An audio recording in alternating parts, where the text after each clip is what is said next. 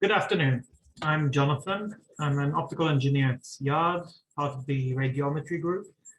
In the next 15 minutes, we're going to be talking about EO systems spectral response and how and why we go about characterizing it. If you have any follow-up questions or would like to get in contact, feel free to contact me at jonathan.e@iard.coil, and of course, feel free to visit our website. So before we go into things, a little bit about our company. IARD is a EO sensing solution provider. Our services include radiometry for IR signature measurement, an optical properties lab for the measurement of emissivity and reflectance of different samples, as well as their BRDF. We construct signature models of various targets, and with these models, we can create simulated scenes, including the modeling of the background. With these scenes, we perform performance analysis of EO systems. We build and design prototypes as well as fast multispectral radiometers, and we construct and develop algorithms for the extraction of quantitative information from multispectral images. The agenda for the presentation.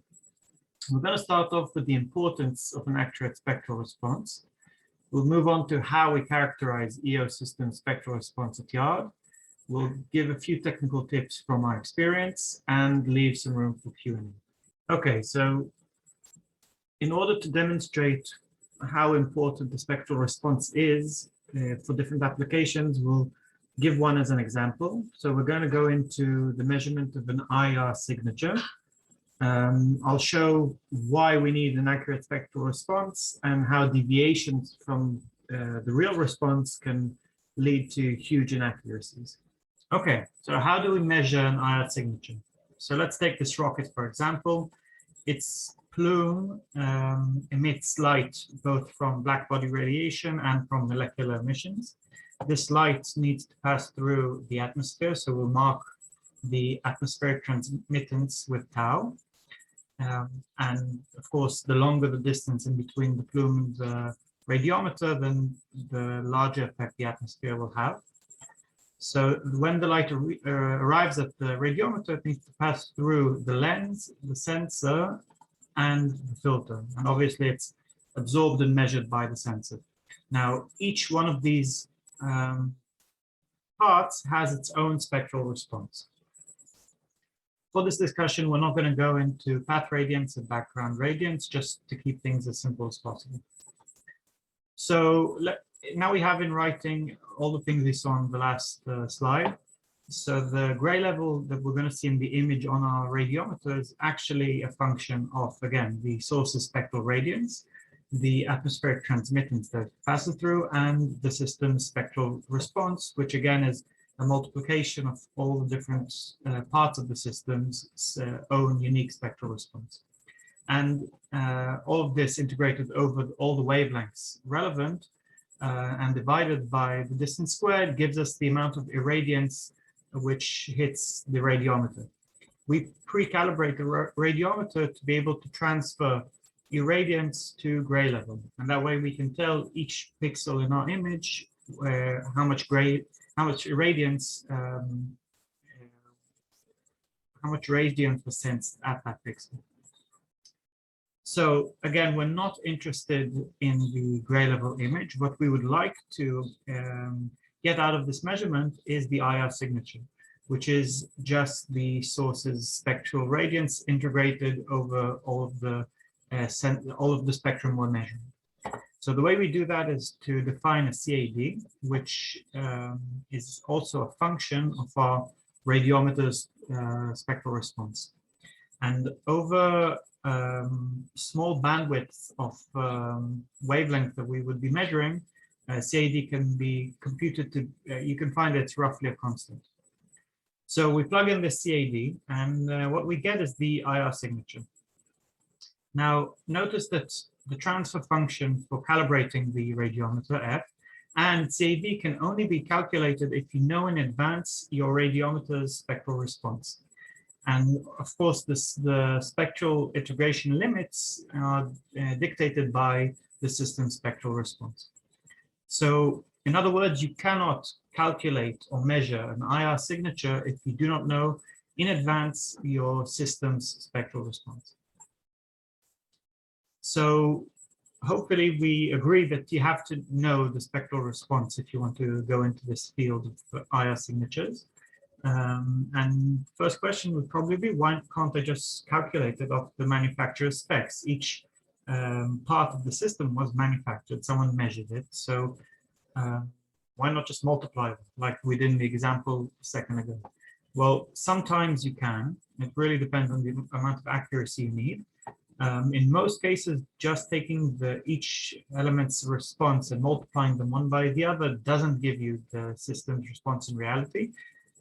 Some issues which are common, you can have issues with what the angle of light incidenting on the filter is, because usually a filter will be designed and measured just for a perpendicular light.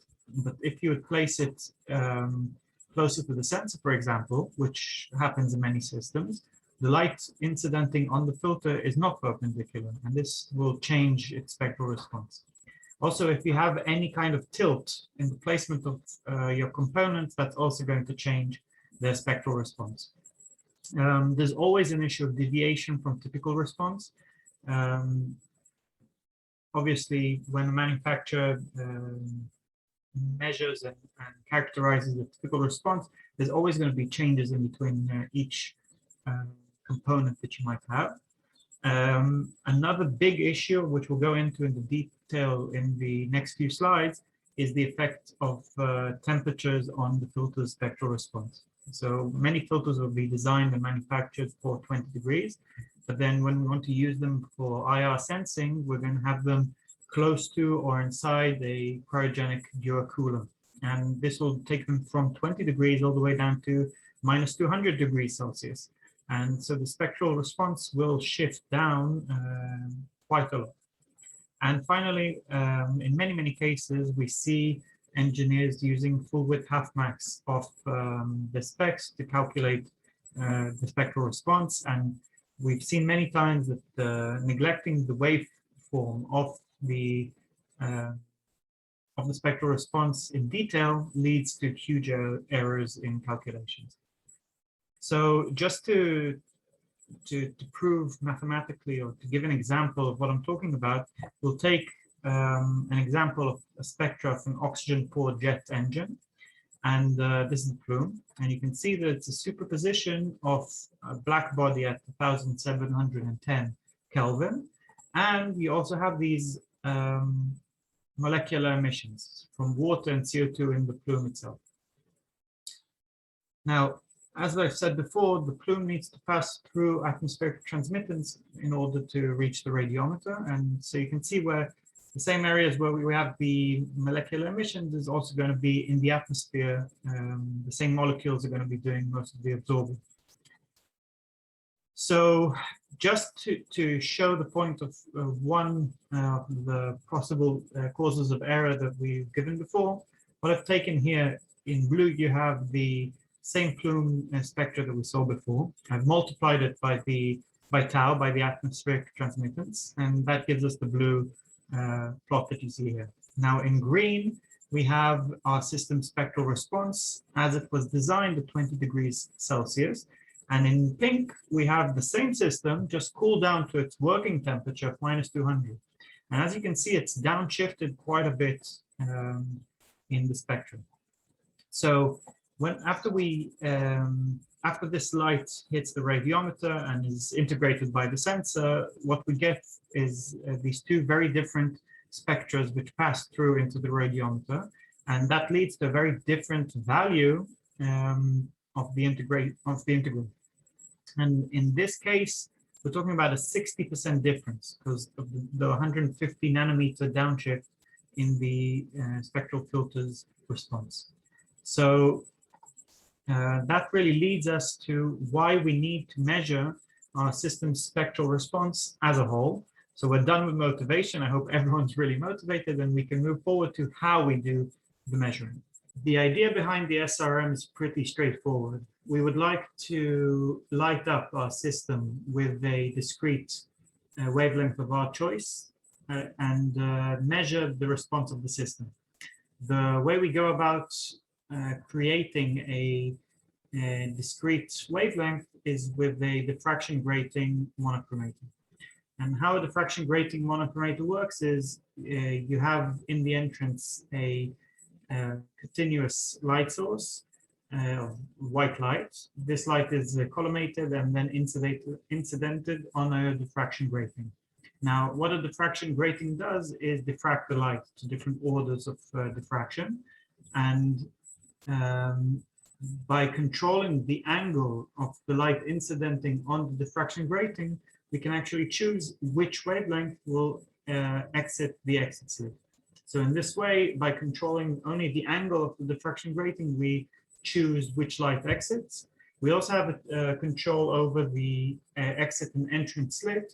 And as you can imagine, the larger the slit is, the bigger the bandwidth of light coming out. It's not really discrete, but the smaller the slit is, less wavelengths will be able to exit. So this is just an image of diffraction grating. Again, you have the white light hitting it and then light being diffracted out. In our system, we're only using the first order of diffraction. So this is how the optical assembly looks. We have a light source, which can be either a halogen lamp or a silicon nitrate glow bar. This light source can be chopped with an optical chopper, and the light enters the monochromator, which selects the discrete light wavelength that we want to work with at the given moment. And so this light is collimated and reaches this flat mirror. Now, the function of this mirror is to allow us to choose if the light exiting the system goes to our reference detector or to the system under test.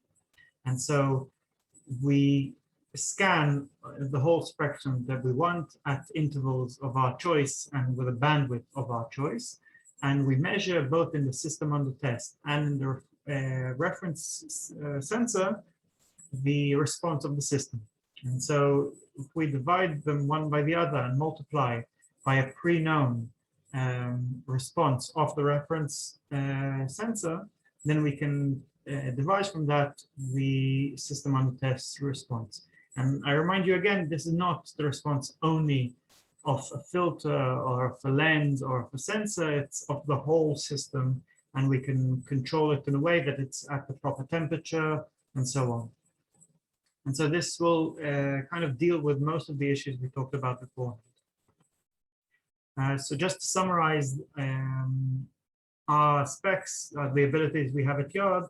So our system is based off 3 diffraction gratings, which allows for a very wide range of measurements. We can go from visible light at 0.4 microns up to 15 microns. Our bandwidth can be as good as 1 nanometer in the visible light and as good as 10 nanometers in longer wavelengths. Okay, some technical tips. So as I've stated before, our monochromator uses 3 different diffraction gratings in order to have very wide range of operation. The downside of this is that a grating which is not in use at the current wavelength is a potential hazard of stray light. So in the image to the right, you can see the monochromator in a bad system configuration. And what I mean by this is that the light entering the entrance slit is collimated and hits both the second and the third grating simultaneously. And this introduces very powerful stray light, which is not only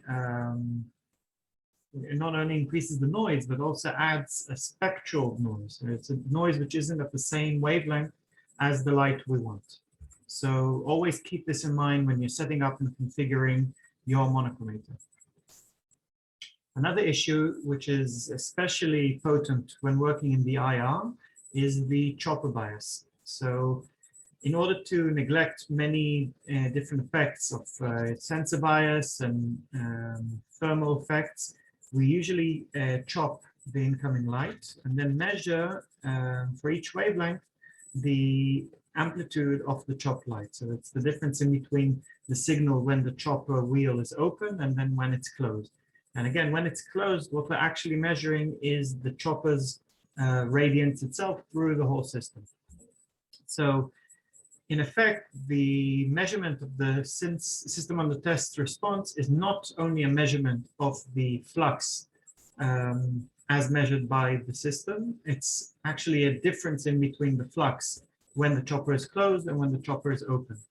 Now, in many real-world applications, you will not be able to use the same chopper for both the reference and the system under test measurement. And this will introduce a large bias, which will be especially problematic when the flux of the system is low. So what we advise is to always try and use choppers which are as similar as possible, if not identical, when doing reference measurements. Okay, that's it. Hope you enjoyed. I hope I shed some light on the different issues we discussed. Again, feel free to contact me by mail for any follow-up inquiries or questions you have. And let's go ahead with the Q&A.